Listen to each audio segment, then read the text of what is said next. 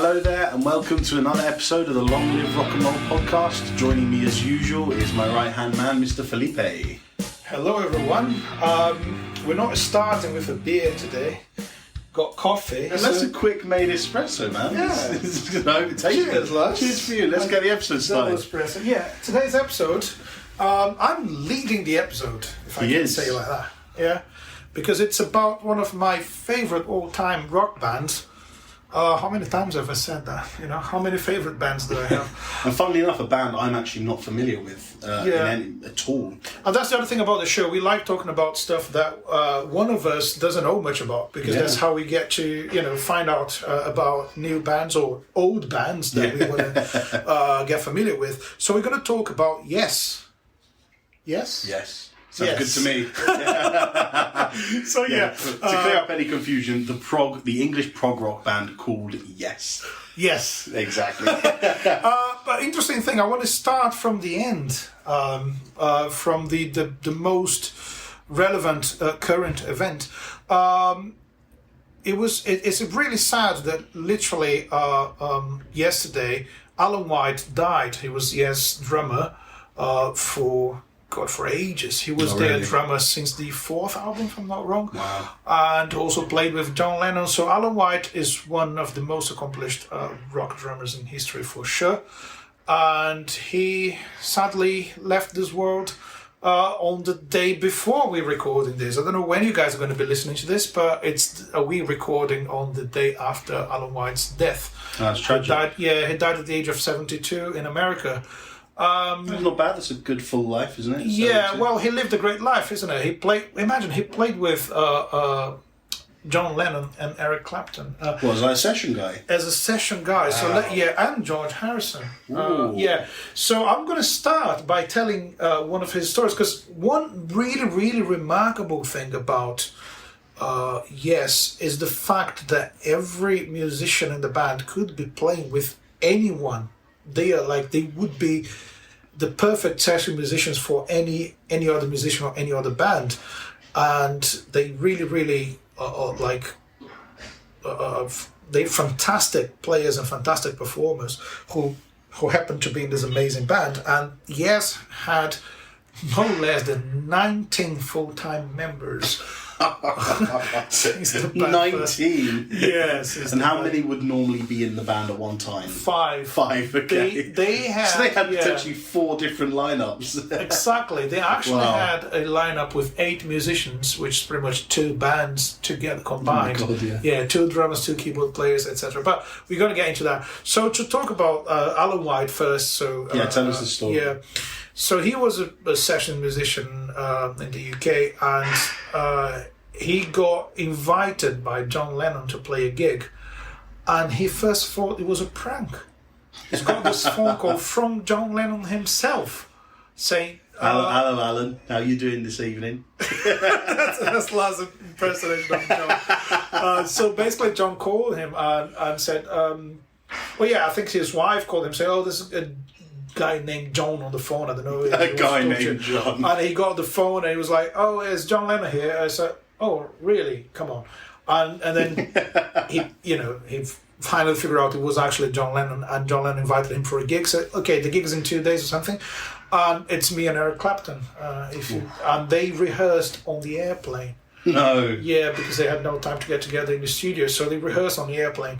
And story goes that no one complained about people making noise on the airplane, because we're talking about Alan White, John Lennon and Eric Clapton. So would you complain if those guys were rehearsing? No, you'd be getting the same flight as you. Yeah. It's a free show from 3 of the best musicians and songwriters in the world. Yeah, and he also joined Yes in the same sort of condition. He joined the band when they were really famous, and he had 3 days to learn the set list. And we're not talking about learn 2.5-minute pop songs, are we?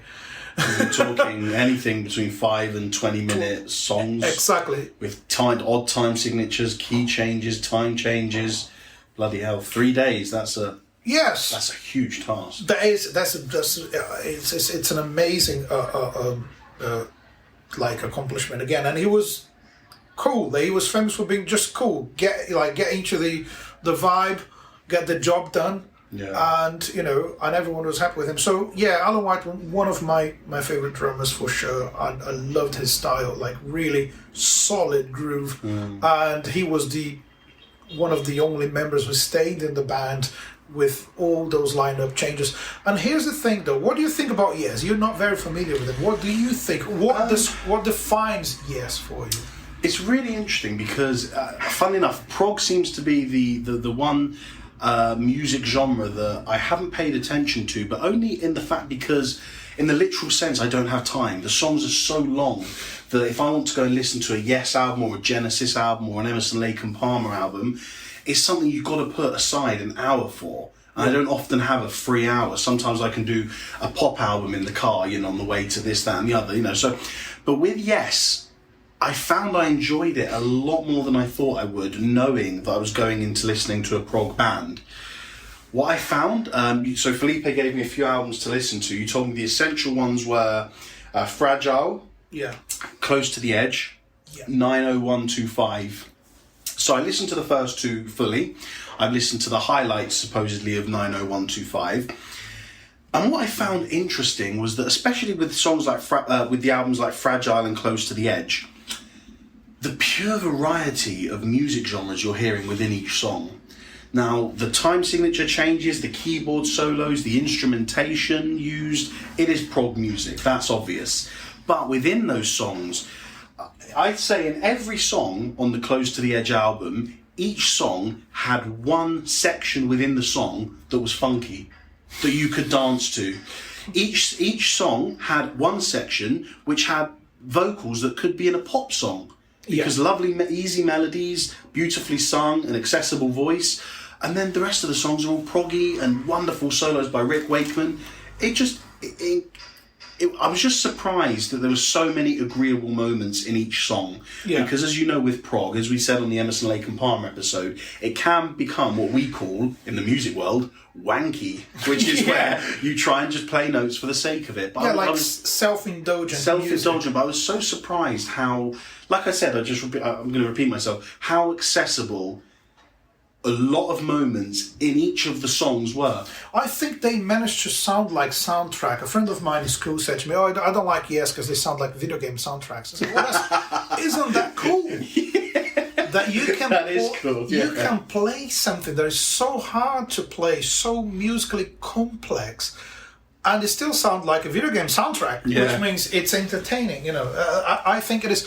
And there's something about it we need to consider. How can a band last for that long and change lineup pretty much every album, every two albums? You mentioned Fragile and Close to the Edge, and they were released one after the other, so that is the same lineup, and it's one of the old. Is that their classic lineup, isn't it? Yes, that's the classic lineup. So I did do some notes. So that lineup is. Do you want to tell us? Yeah, that's... Oh, yeah, I've got it. Yeah. Well, I would say, to be honest, that, that's the classic lineup. So the classic lineup would be John Anderson on vocals, Chris Squire on bass, Bill Bruford on drums, Steve Howe on guitar, and Rick Wakeman on keys, right? That's it. So that is the famous classic lineup. Yes, although shortly after Close to the Edge, Alan White joined the band. So that lineup probably did more stuff together with the same lineup you just mentioned, but with Alan White instead of Bill Bruford. The interesting thing is, Alan White plays in a completely different style than Bill Bruford, and Tony Kaye, who was the first keyboard player, is completely different from Rick Wakeman. And I did read that they got Rick Wakeman in because, did you say Tony Kaye? Tony Kaye. Tony Kaye was very reluctant to play electric keyboards. Yeah, he was more into piano and Hammond. Yeah. Right? He didn't want to do Moog, he didn't want to do the synth and all that stuff. And all the so that's why they got Rick Wakeman in, right? Exactly. So here's the thing.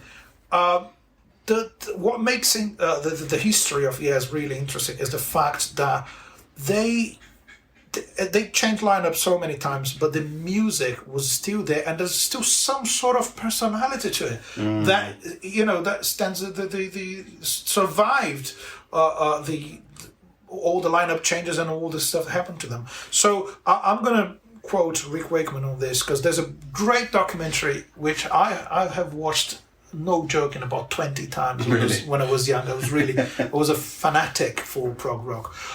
So yeah, I watched it in VHS, but I recommend it. It's called Yes Years. So buy the DVD and watch it because it's amazing. So Rick Wakeman says this: there could be a yes in existence way after I'm dead and buried.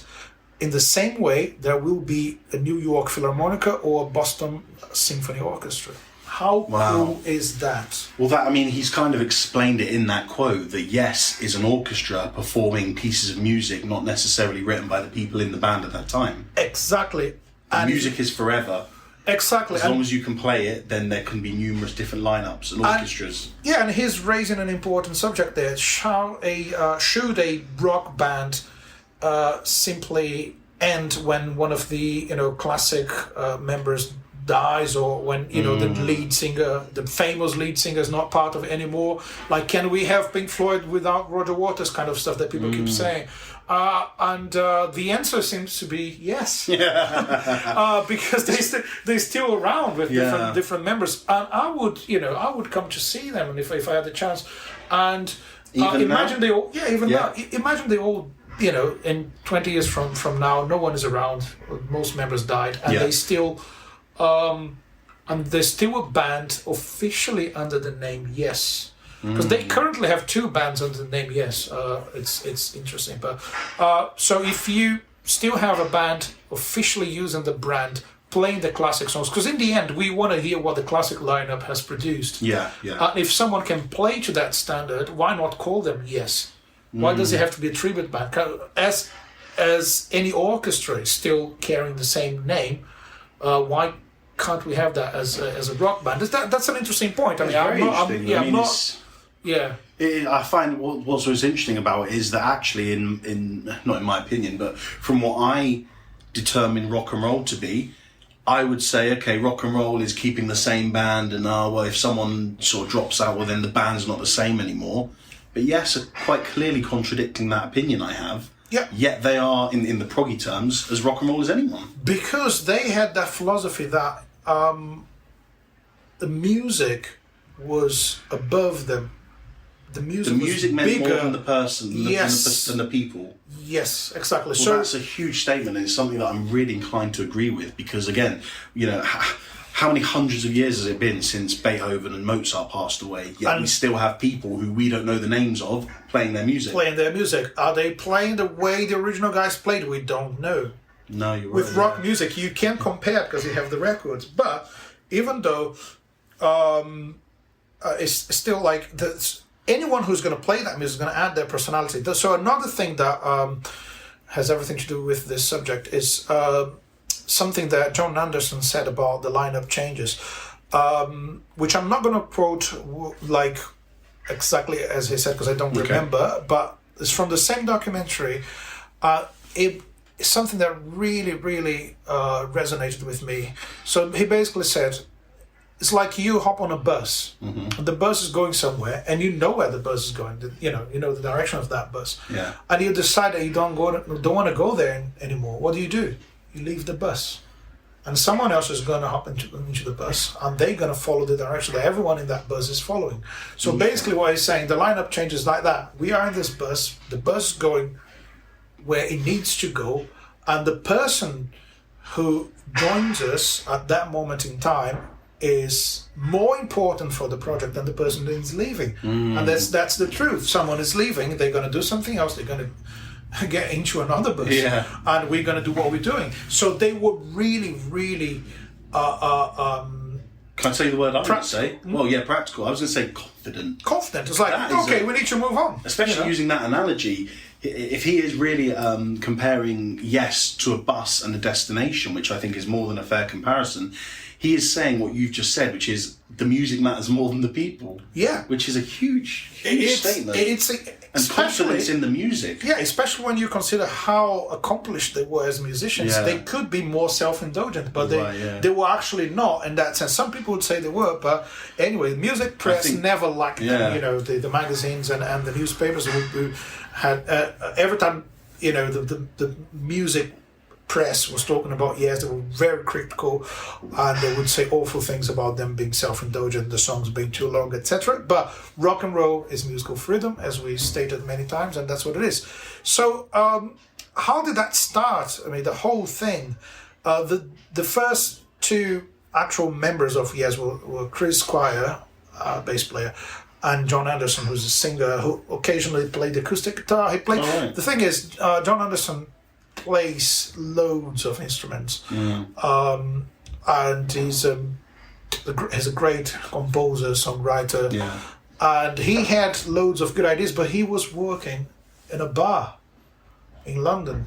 Oh, really? And Chris Squire played a gig at the old Marquee Club. We've just been to... Is that where we were? Not that one. Oh, right. We just had breakfast at the Montague Pike, which is the last is the last incarnation of the Marquee Club. Oh, so it's in Soho. It's still the same kind of postcode, same place, but not the exact same venue. But the Marquee Club is where Chris Squire was performing with the band, and he was really good. The musicians were good, but the music was going nowhere.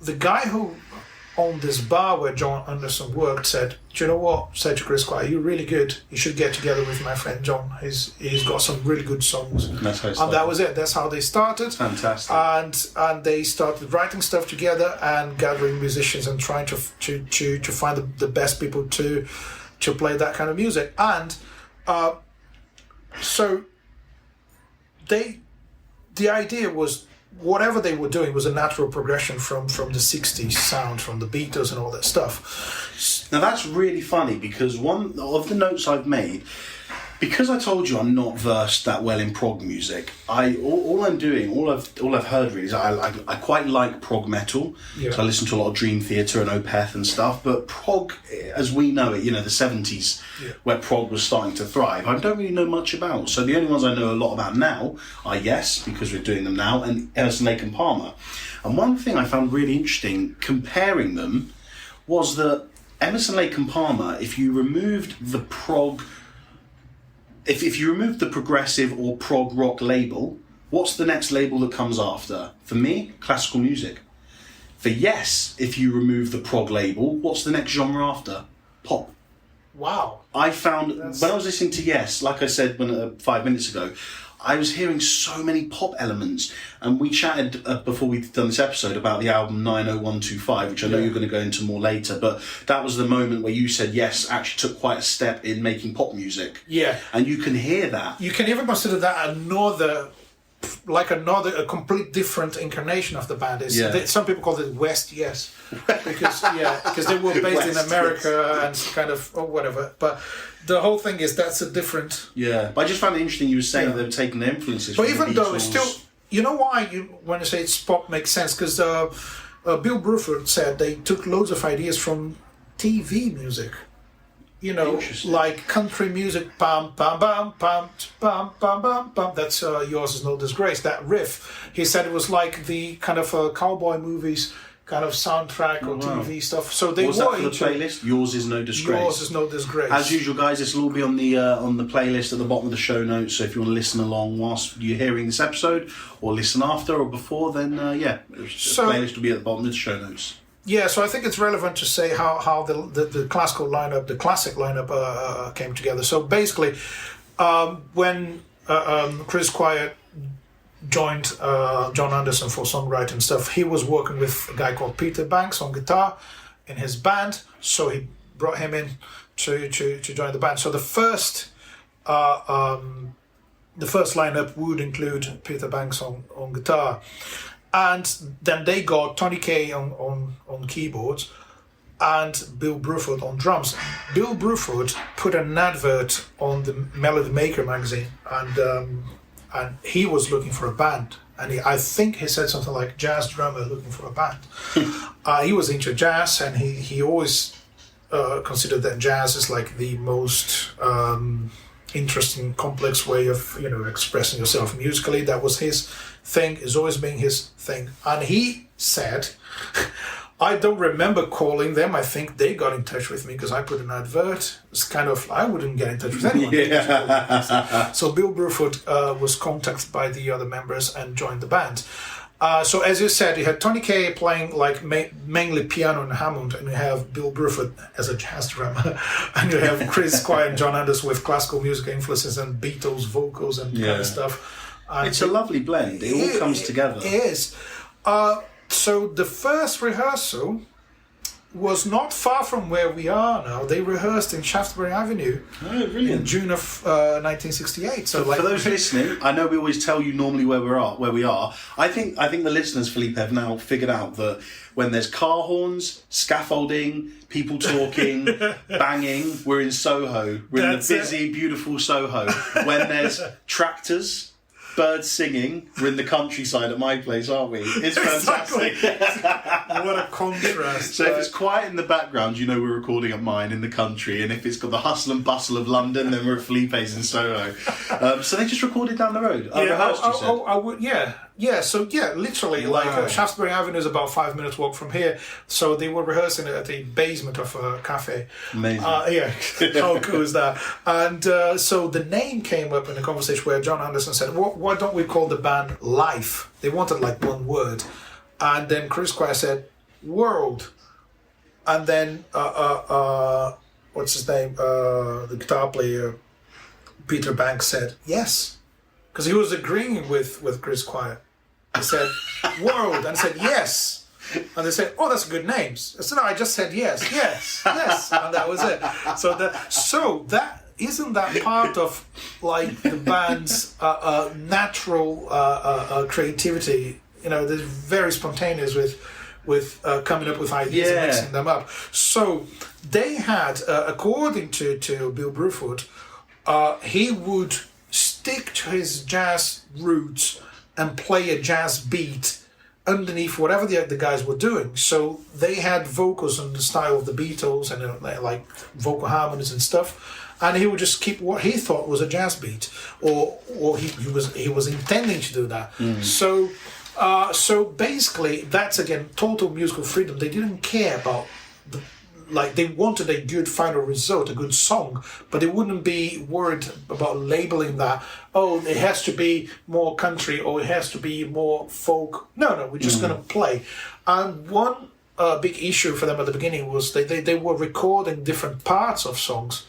Like playing live, but playing just one section of a song, and that's it. Next day they record another one. So they spent a lot of time mixing, and they would have to learn the songs afterwards. So they never actually played songs start to finish until the album was ready. So they were doing, but it's a huge achievement to take that to a live setting and play that music. Isn't it what Queen did with Bohemian Rhapsody? They recorded the part separately and then it came together. Then they had to learn the song. So the first album called Yes was released in August 1969 by Atlantic Records. At the time, the record labels were owned by record collectors and they didn't care. It's like they didn't give a flying fuck. Yeah. They were like, play your thing. Yeah. And now we release it. Because I don't know if it's going to sell or not. I don't care. Yeah. You're the artist. So Atlantic Records would give them the freedom to do that kind of stuff. So the first album came out. Then they released... What a lovely world that would have been. Oh, I think of that Simpsons episode where the guy's like, can you imagine a world without lawyers? And then he goes to the dream and everyone's holding hands and there's a peace sign everywhere. Can you imagine the music industry without record label executives? Just everyone strumming guitars and having fun. Exactly. That would have been great. And it wasn't a commercial music anyway. They sold millions of copies. So it makes us think about, do we need to fit music into these boxes of, this is pop, this is country, this is rock. I mean, they didn't have that concept at the time. And so they released an album after that called Time on the Word, which is a great album as well. And that's where Peter Banks decided to leave the band because he wasn't happy, many reasons, but one of them, he wasn't happy with the use of an orchestra in one of the songs.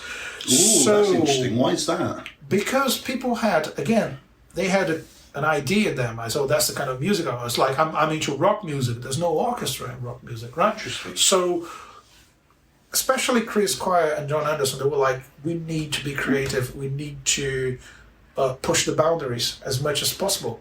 So anyone who wouldn't agree to that concept of being always creative, always exploring new ideas, would be kicked out of the bus. Or would naturally leave the bus. Because then, because I don't want to do this. It wouldn't work together. Yeah, exactly. Yeah. So the album charted on number 45 in the UK charts, which is pretty good on the time. The second album. Yeah. Then, that was the second album, but they recorded the Years album still with Peter Banks on guitar. Any of those first two albums, any songs for our listeners? Any classic? Do you know what? The first one, I'm not really a big fan. but is there any song that is Beyond and Before, Yesterday and Today, those songs are good. But because there's a song. I was expecting the song to be in the album, to be honest, but it's not here. Is it No Opportunity Needed or something like that? I forgot the name of the song. It's a cover song they played live. They did a really cool live version, but I think it's not on the first album. Now, if we go into the second album, Time and a Word, the song Time and a Word is fabulous. Yeah, No Opportunity Needed, No Experience Necessary, I think that's the name of the song, which is a cover. That's on the second album. That's it. I don't know much about the first one. So Time and a Word and No Opportunity Necessary, which songs from the second album, Time and a Word, are the ones I recommend. In those terms. Brilliant. Will they be in the playlist?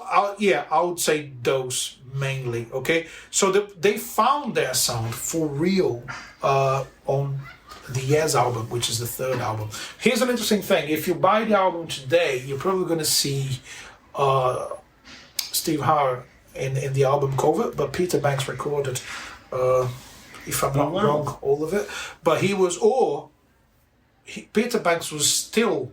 I need to confirm who actually recorded the guitars, but Peter Banks was still in the album cover for the UK version, and they have Stephen Howe from the American version. Oh, that's crazy! No, it's actually Stephen Howe on guitar. Let me confirm that. But Stephen Howe on guitar on this album for the first. That's the first album with the classic lineup, really, and it's where we have those sections of songs mixed together. And the interesting thing about them having Stephen Howe is like, okay, now we have a guy who is not afraid of playing with an orchestra.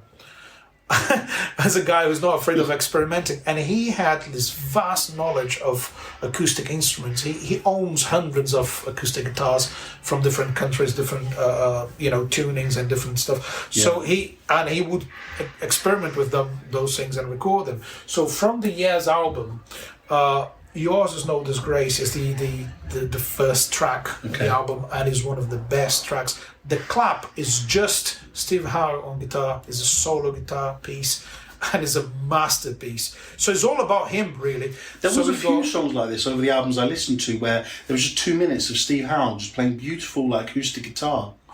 That he mentions the fact that he wanted to play acoustic guitar with a band. Was at the time, because of performing live would be really hard to amplify an acoustic guitar. Yeah, I suppose, every time a band would come up with acoustic guitar parts, like the whole band stops, there's a bit of acoustic guitar. So they would use that in studio, like, let's focus on the acoustic guitar, and then the whole band comes in. But he was also willing to have the acoustic guitar with the band, which happens in Roundabout on Fragile album, if you listen to it. But so I recommend a few songs that I think everyone should listen to. Actually, the whole Years album is just beautiful. But Yours No Disgrace, The Clap, and Starship Trooper. And I've Seen All Good People. The first 4 songs of the album, they're like perfect. Brilliant. It's like... I did listen to Starship Trooper the other day, and it was really nice. I thought there was so many lovely variations in the melodies and the structure as well. What else did I write about that song? So what I did is I listened to, first of all, I went onto Yes's Spotify profile, and they have the most popular songs. And I listened to the first 8, and they were Owner of a Lonely Heart, Roundabout, I've Seen All Good People, Love Will Find a Way, Changes, Sweetness, Long Distance Runaround, Leave It, and then Starship Trooper. What was interesting is that out of those first, 8 songs, Starship Trooper was the first one that had a solo in. Really? It was, I mean, some of the stuff Rick Wakeman does.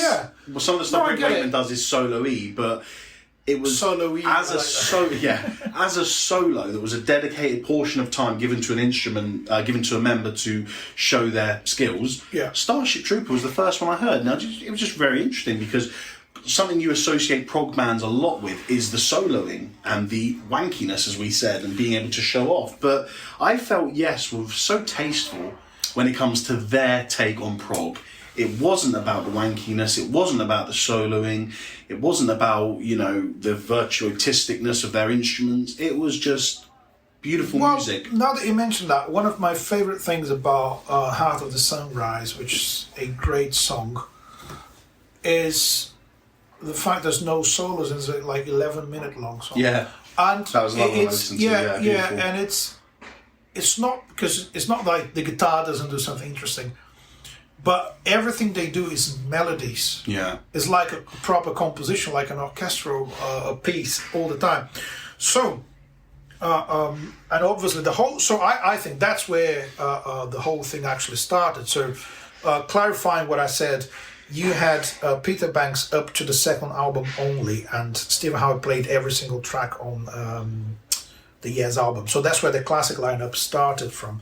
And I recommend, again, listen to Yours No Disgrace if you have time to listen to one song. And it's fantastic. The album charted number 4 in the UK and 40 in the US, which was pretty good. So then from that point onwards, Yes becomes a famous band. Let's put it like that.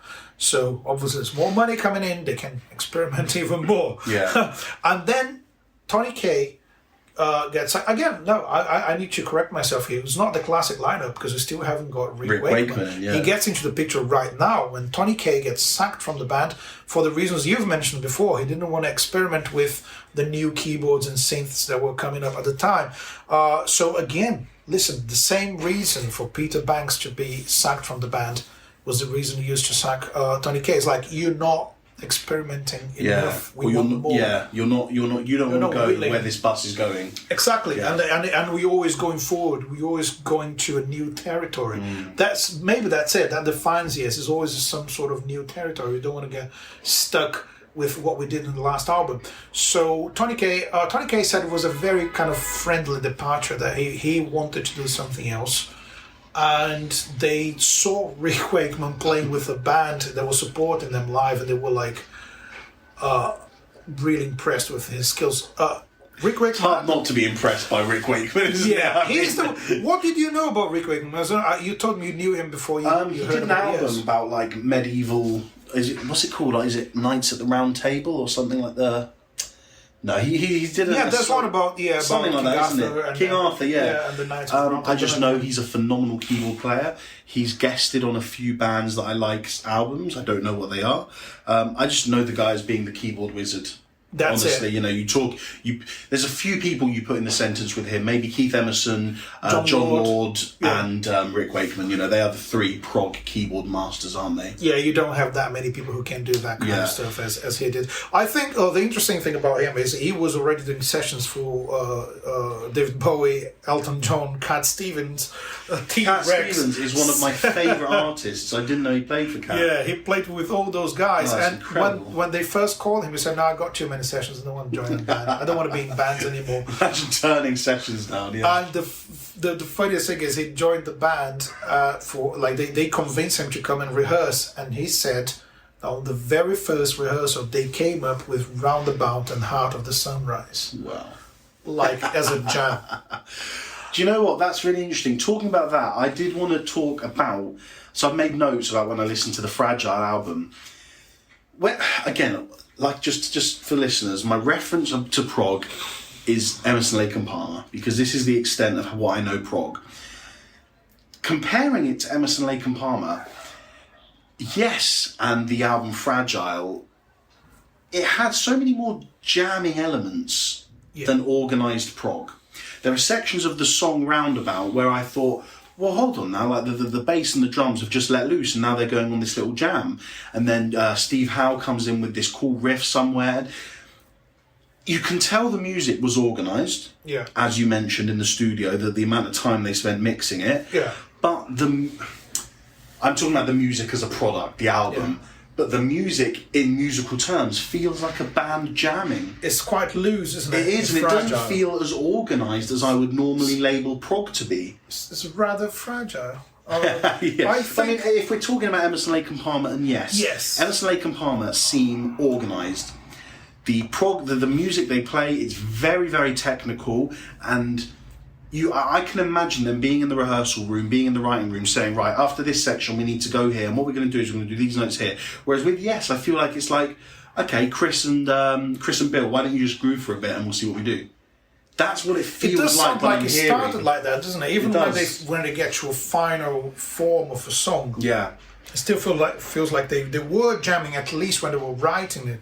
I think that's reflected in the song. Yeah. I feel like they've left the best parts of the jams in the songs. Totally. I mean, on Fragile, there's an interesting point you're talking about, being loose and being able to play whatever you want. There's 5 solo tracks in the album. You might not even have noticed. What I mean by solo tracks is each of the band members created and organized the song by themselves. They might have other band members playing them, but I think it's mainly like one musician playing his ideas. So there's one song written by Bill Bruford, one by Rick Wakeman, another one by John Anderson, and then Chris Squire and Steve Howe. Yeah. So they all did solo pieces in the album, and it's like it's half of the album. Yeah, half of the album is done as a solo thing, and it still sounds like a band. The whole I did actually read that on my notes. You're right. Half of the album was written as a band, and the other half was every member took a song. And it was the first album. It's an important point. It was the first album where Roger Dean did the art for the cover. He came up with the logo and the whole visual concept for the tours, and that they carried on working with him for years and years. I think visual. What word did you use? Visual. Concept? Yeah, the visual concept for a band, especially a prog band, is so important, because when you go to see a prog band live, it's a long experience, isn't it? Because when you think of going to see a pop band, I saw the Killers are in England. They're this week doing a tour. You think how many songs the Killers have where audiences can sing along to the choruses. The singer can sing the first line and give the mic to the audience for the second line. It's an immersive experience seeing a pop band. Yeah. Seeing a prog band is like going to watch a movie at the cinema. You have to pay attention, and it matters if you're there from the start. It's like going to watch a 3-hour movie. But it is because, but visually, if you're going to watch 5 men play technically challenging music, you can expect for their performance to be of a lesser degree. I don't expect Steve Howe to be headbanging and throwing his hands up in the air during the technical side. So you have to bear with them. You have to say, I'm in this for the long haul. And that's where I think that... No, I'm just saying that's where the visual concept comes in, because whilst you're not watching the men headbang, you're seeing the beautiful visual concept that Roger Dean came up with. Yeah. Just a little something I want to say, because I was watching some videos of Tool, the metal band Tool play the other day, and they're the same. They're a heavier prog band, but their visuals are fantastic. And it's probably inspired by the 60s undoubtedly, and 70s. I think, Because what you have, so basically everything you do visually in the show is to enhance the music. It's more about the music than the musicians. Yeah. Exactly. Although everything they do individually is really hard to play. Yeah. Interesting, isn't it? So they charted number 7 in the UK with Fragile. So going back to the timeline, we're very loose with the approach of the show. We don't want to. It's not a history lesson. But I want to go through some of the important moments in their history, and so as I said, they charted 7 in the UK and 4th in the US, and that was a big deal. Roundabout was a hit for them, for prog rock fans, and that took them into a natural next step, which is Close to the Edge is an album with only 3 songs, and 2 of my favorite songs by Yes are on that album. And it's just the title song, Close to the Edge, is a masterpiece. And you have a listen to that. Beautiful, yeah. I listened to that yesterday. It is wonderful. There's just so many. It's 3 songs within a song. Yeah. But it's beautifully executed. And one issue I have with prog music, and actually to an extent, it's not just prog. It can be prog metal or just long metal. You know, that don't have. It's when you're writing a long song. For me, there has to be not legitimate. There has to be a logical movement from one part of the song to another. Yeah. And I feel sometimes prog music is guilty of. Okay, well, we finished this section. What should we do next? Bit in 7/8 in a different key. Let's go for it. And then as a listener, I'm sat there going, well, hold on. It didn't really make sense to go from that part of the song to this part of the song. No. You needed something in between, in my opinion. But yes, when I heard Close to the Edge, it was just one long 18-minute masterful piece of music. It is. And everything made sense. All the transitions were logical, going from one part to another. Seamless execution from the musicians. The musicianship is stunning. It's a wonderful album. As simple as it sounds, Rick Wakeman defined what they were doing as a search for emotion. Really? And he said every time someone criticized them, he said we're going to prove that we can do better, and we're going to do what the critics don't like, which is emotion. So he said, and you and I, which is a beautiful song from Close to the Edge, is the ultimate achievement in terms of delivering emotion in a prog rock song. I don't even know if they would consider themselves prog, because prog musicians never say that. But anyway, so that was the point. An interesting point about Close to the Edge is when Alan White first joined the band. Without joining the band, Bill Bruford wasn't present in one of the recording sessions, and he jammed along with them. Oh, so he was there. He was a session guy. Everyone knew him from the work he did with John Lennon and all the stuff. And he came up and he played a couple of songs. He jammed, and they said it was so natural. He was such a friendly guy, easy to work with, and obviously they had a few options when Bruford decided to leave the band, and they said, well, let's go for Alan White, who already jammed with us and it sounded good. Yeah. And Bill Bruford, again, listen, Bill Bruford thought Yes wasn't challenging enough for him. It wasn't He's experimenting. a jazz drummer, isn't it? And I can understand that from a jazz, looking at him as a jazz drummer. But he wanted to go even more down into the prog concept. Yeah, so he joined King Crimson. Oh, right. So, yeah. I was just going to ask you, where do you go from Yes to get more proggy? And there was only one more answer. Yeah, King Crimson. Exactly. He wants to experiment even more. I think something interesting I found about the members is the classic lineup. So it was always. I said this to you earlier. Before I knew who Yes were, I knew who they were. If that makes sense. Yeah. I'd heard of Steve Howe on his own. I'd heard of Bill Bruford on his own, and Chris Squire and Rick Wakeman. John Anderson was actually the one gentleman I hadn't heard of. But it's only when I did my research this week that I was like, oh my God, Steve Howe on guitar. Oh, Bill Bruford. Chris Squire. Yeah. It's like all these guys I know of. Yeah, because their names are so big, and this is what industries. Yes has done for them. Yeah, exactly. Well, they've done it for themselves, but under the guise of Yes. Yeah, and that's why guys like Rick Wakeman kept coming back to the band. He left the band so many. I can't keep count of it. Really? He probably have left the band about 10 times and joined them back. Wow. It's like because it's like he always felt comfortable playing with them. So it's like if I ever want to be in a band, it's going to be Yes. He's a guy who likes his solo stuff. So, so basically, those two albums, if you wanna, because the three albums with the not the classic lineup, because you still have Tony Kaye on Yes album, but the three albums you have to listen to is the Yes album, Fragile, and Close to the Edge. It's one after the other, and you can see where they're going with their music. Yeah. After that, they released a live album called Yes Songs. And then they did Tales from Topographic Oceans, which, according to Rick Wakeman, not the exact words, but he says too much wanking in the album. He didn't want to go that way. He thought it was a bit too much. He didn't like the direction. Also, on his 25th birthday, his first solo album achieved #1. Wow. So he said it was a really, really strong feeling. You've got your solo album reaching #1. Yeah. And you're leaving the band that you love and you've played with for 2 amazing albums. So That's special, yeah. Yeah, so he left the band to focus on his solo career. Also, he was spotted eating a burger whilst everyone else in the band was vegetarian. I don't know how much relevance Sacrilege.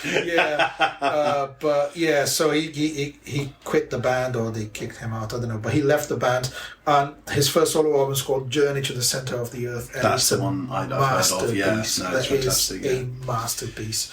And they had, like, so we can't really go through all the lineup changes. I want to just give a few names that were relevant. One of them was Pat Moraz, Swiss piano player, keyboard player, who joined after Rick Wakeman left. So they released an album called Relayer, which is kind of more jazz fusion compared to what they did before. And guess what? They sacked the guy and hired Rick Wakeman again for the next album called Going for the One, which I totally love. I think it's a beautiful album, really, really good. And so that was number 1 in the UK and number 8 in the US. The song Going for the One is amazing. The title track, and Turn of the Century as well from the same album. It's the brilliant songs. I totally recommend. Loads of really good acoustic work. And the vocal harmonies in this album are lovely. Well, they'll be on the playlist. One album that is really important to talk about is the one you mentioned. I don't know whether if we're getting there on your notes. No, we're going to get there, yeah. I'm kind of following the notes, but I'm just like... it's important. No, this is good, man. Because, I've got no idea about this journey. It's really nice to hear. Yeah, I needed to organise the ideas for this specific episode, because the Yes has done so much. I think it's 22 studio albums. Wow. As I said before, 19 musicians. And it's... an extensive career, isn't it? And we want to give people an overall idea of what Yes is all about. So you do your research and listen to it and go for the albums. But so basically, there's an interesting transition from that prog rock music into pop music. So Yes becomes a complete different band in the late 80s. So they did a couple of albums after that, and to a certain point, they reached a certain point where Steve Howe, Chris Squire, and Alan White were looking for a heavier sound, kind of more hard rock stuff. And at this point, Rick Wakeman leaves again, and John Anderson leaves with him. So they did an album called Drummer with Jeff Downis and Trevor Horn. So Trevor Horn was the singer, Jeff was the keyboard player. They were in another band. They had a few hits, and they just joined Yes. And the thing with Trevor Horn was he was a big fan of John Anderson, and he struggled to be John Anderson live, to sing the old material. So he finally decided to become a producer, and he played a big role as Yes producer. Wow. So he was a singer for one album, and then he became the producer. So, but the band kind of splits in December 1980, and that's really interesting. Chris Squire, Alan White, they joined Jimmy Page and started a band called XYZ, which means X, yes, Zeppelin. So the band went nowhere. They didn't find a singer. They were not happy to do just instrumentals, and they didn't release anything at all. Oh, well, they tried. They tried. They gave it a go. And then they end up finding a guy called Trevor Rabin, who is an essential member of this pop phase of the band. So he joined Squire and White and brought Tony Kaye back into the band. The band was called Cinema. Wasn't Yes, it was a new band. So that's why they were even more free to do whatever. And they became a pop band naturally. So got this young, good-looking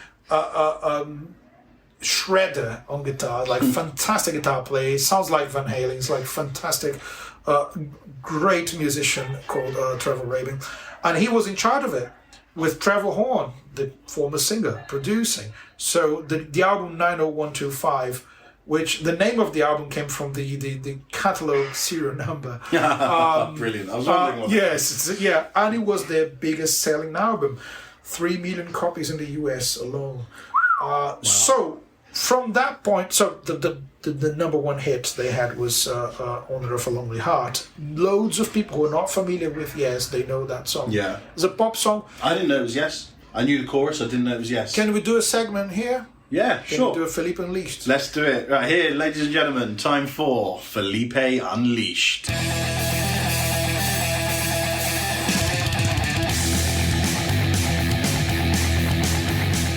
Owner of a Lonely Heart is a great song.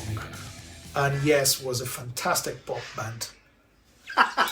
That's the Unleashed. That is because the prog rock fans hate the pop era, and I think it's just. So did you purposely say the opposite of what Yes fans would normally say? Yes. Owner of a Lonely Heart is a shit song, and Yes are a prog band.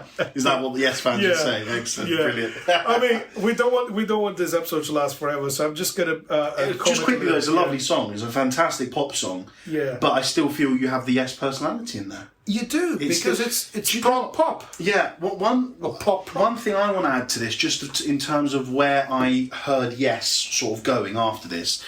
Yeah. There were 3 bands who, when I listened to these Yes songs, came to my mind. Band number 1, Supertramp. Do you know Supertramp? Right. Yes, I know them. Yeah. They are just the poppy prog side, yes, isn't exactly. it? Prog the second band that came to my head, and this is after hearing the more poppy songs of Yes, Toto. There you go. Just that 80s kind of synth-based stuff, very agreeable melodies, 3-part harmonies, very structured, very organised. And the third band, and this is actually just because of one song, Jamiroquai.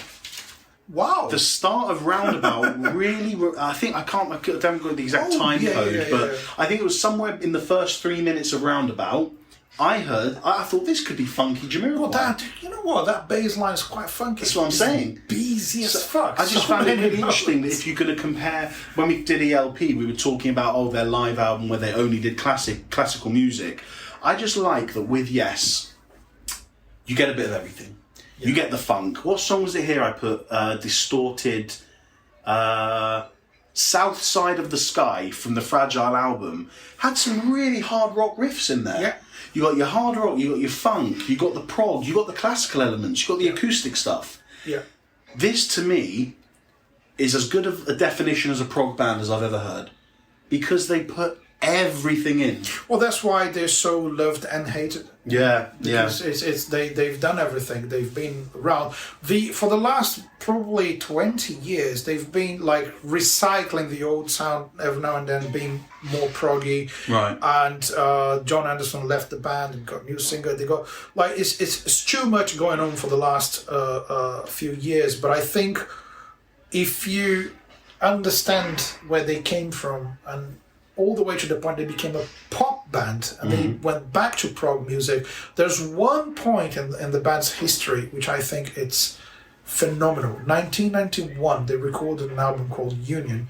None of them liked the album, but that's not the point. Yeah. The point is they were split into 2 bands. So after the pop phase of the band, there was a band formed because John Anderson left after that, and he joined Rick Wakeman again.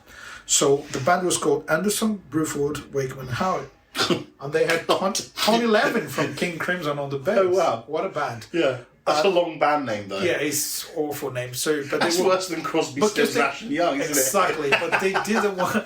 They were doing that and all the adverts for the tour, like performing the music of Yes, whatever. So they wanted to promote that as a version of Yes. They couldn't use the name. So you have that band, and on the other side you had Alan White, Chris Squire, Trevor Rabin, Tony Kaye. Is this what you said at the start of the episode about 2 acts? Yeah, so you have 2 acts together performing the music of Yes. In 1991, they came together and did a Union tour as an 8-piece band. Wow. 2 keyboard players, 2 drummers, 2 guitar players, and 1 bass, 1 vocals. That's nice that they come together, isn't it? And reconcile in that sense. Well, at that point in time, we have every single member of Yes apart from Jeff Donner's... what's his name, Trevor Horn and Pat Morass. Okay. So apart from 3 guys, and Peter Banks, of course, yeah. Apart from 4 guys, you have everyone who has ever played in the band until that point. It's a lot of people, so 8 people, and they performed a whole tour in America with a circular stage that would. Oh, brilliant! In the round, yeah, perfect, and. It is just, for me, the live versions of those songs are great. I totally recommend the album. I totally recommend the documentary Years, which was recorded at that time, telling the story to that moment.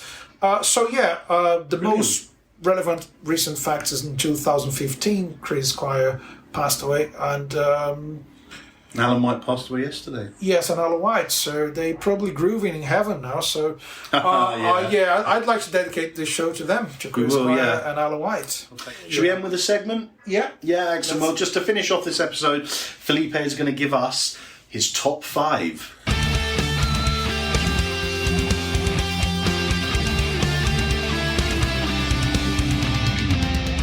Felipe is going to give us his top 5 songs and his top 3 albums. So take it away, bro. Okay, top 5 songs. These will all be in the playlist as usual. Yeah, top 5 songs. Going for the one. Again, for the beautiful vocal harmonies, great drumming. It's a fantastic track. Number 4 would be Your Snow Disgrace. Nice. Lovely. It's got everything. Number 3, Close to the Edge. Yeah, I love that one. Yeah. It's so good. Second, And You and I. Nice. It's one of the most beautiful love songs ever written. It's Prog. And number 1 for me, Heart of the Sunrise. Yeah, that's the last song on the Fragile album. Fragile, yeah. Yeah, lovely. It's the last, Lovely yeah, song. it's just a masterpiece. Everyone should listen to it. And it's the one with no solos, all composition, and every instrument tells a story. That song is just beautiful. Fantastic. Top 3 albums for you guys. The Yes album would be my number 3. Going for the one with my number 2. Probably not an obvious choice, and most Yes fans would disagree with me. Some people don't like the album. I love it. I think it's a really cool album. And number 1 for me is, the classic Close to the Edge. 3 songs. You don't need more than that. They are just phenomenal pieces of music. Yeah, I don't think we've said enough, but if you put the time and effort and dedication into a song, it's about quality, not quantity. Yeah. You don't need 10 songs in an album if you can do as well as you do with 3, isn't it? Exactly. Anyway, right, man, thank you so much, because obviously, listeners, I'm sure you're familiar now that I'm normally the one that comes with all the information and this and that, but Felipe's really taken sort of a hold of this episode because he loves Yes. I don't know much about them, and it's been really amazing, man, so thank you for guiding us through the career of Yes, because what a fantastic band. And I think the thing that's stuck with me most of all from this episode is the quote you said that John Anderson, Yes, as an entity, are a bus heading in a direction. Yeah. And through the years, people were helping the bus. They were on the bus, getting it to its destination. And some people thought, well, do you know, I've been on the bus for a while and it's not right anymore. They've hopped off. They've come back on. Yeah. Others have got off and never got back on. It's just fantastic. Last thing is that Yes, that bus is still going. It's still going. And that's what's cool. And I hope Rick Wakeman's right. And after they all dead and buried, they'll have us. We still have Yes performing for people because the music is amazing, and maybe they are one of the few rock bands where the music is actually bigger than the musicians. Yeah. No matter how self-indulgent they are, that's important with prog. You're right. Yeah. Final question to you: why are Yes so important to rock and roll?